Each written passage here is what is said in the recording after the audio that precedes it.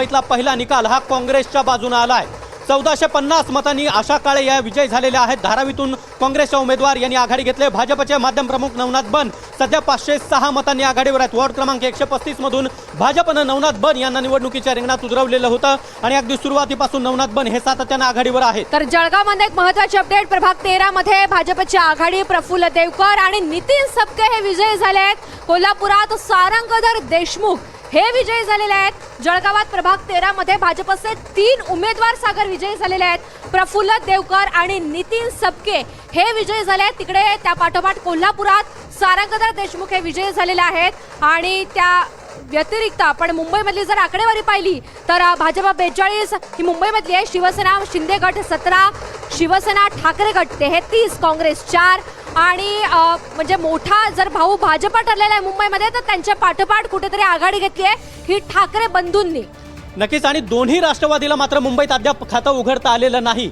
ऋतुजा, ही महत्त्वाची अपडेट म्हणावी लागेल, कारण महायुतीतून बाहेर पडत अजित पवारांनी नवाब मलिक यांच्याकडे नेतृत्व दिलेलं होतं। मात्र नवाब मलिक यांच्या नेतृत्वावर कुठेतरी प्रश्नचिन्ह निर्माण होतंय का, कारण अद्यापही अजित पवार गटाला मुंबईमध्ये खातं उघडता आलेलं नाही, किंबहुना एकाही जागेवर अजित पवार गटाचा उमेदवार आघाडीवर नाही। आणि जे कटुत्व मुंबईमध्ये राष्ट्रवादीने घेतलेलं होतं, कुठेतरी वैर घेतलेलं होतं असंही म्हणायला हरकत नाही, कारण सभांच्या माध्यमातून टीका टिप्पणी ही सुरूच होती। असं असताना राष्ट्रवादी अजित पवार गटाला मुंबईमध्ये फारसा फायदा होताना दिसत नाहीये। शेकापत 2 शिवसेना ही आकडेवारी आहे पनवेल मधली। पनवेलच्या प्रभाग 14 मध्ये मविया 4 जागी विजयी झाली आहे। शेकापत 2 शिवसेना ठाकरे गट यांनी ते विजय प्राप्त केलेला आहे। सागर, एकीकडे आपण म्हणत होतो नवी मुंबईमध्ये भाजप आघाडी घेते, मात्र दुसरीकडे महाविकास आघाडीसाठी सुद्धा हा नवी मुंबईमधला मोठा विजय म्हणावा लागेल।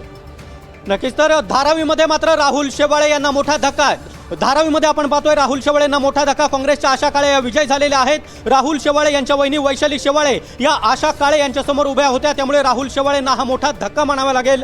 शिवसेना शिंदे गटाचे नेते माजी खासदार राहुल शेवाळे यांच्यासाठी हा मोठा धक्का आहे। काँग्रेसच्या एका उमेदवाराने या ठिकाणी विजय मिळवला आहे। आशा काळे या विजय झालेल्या आहेत, मात्र राहुल शेवाळेंना हा मोठा धक्का आहे। त्यांच्या वहिनी वैशाली शेवाळे या ठिकाणी पराभूत झाल्या। निश्चित हा मोठा विजय काँग्रेससाठी म्हणावा लागेल। मुंबईमधली पहिली जागा ही त्यांची विजयी झालेली आहे आणि राहुल शेवाळे यांच्यासाठी मात्र हा मोठा धक्का म्हणावा लागेल।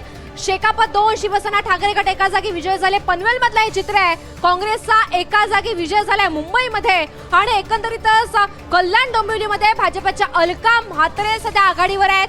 भाजपच्या तेजस्वी घोसाळकर 7000 मतांनी आघाडीवर आहेत। अजूनही आघाडी त्यांनी कायम ठेवली आहे। अजून स्पष्ट विजय मिळालेला नाहीये, मात्र सुरुवातीच्या कलांपासून जेवढे राऊंड झालेत तेव्हापासून तेजस्वी घोसाळकर यांची आघाडी कायम आहे। दीपिका यलदंडी, प्रथमेश कोठे यांचा विजय झालाय।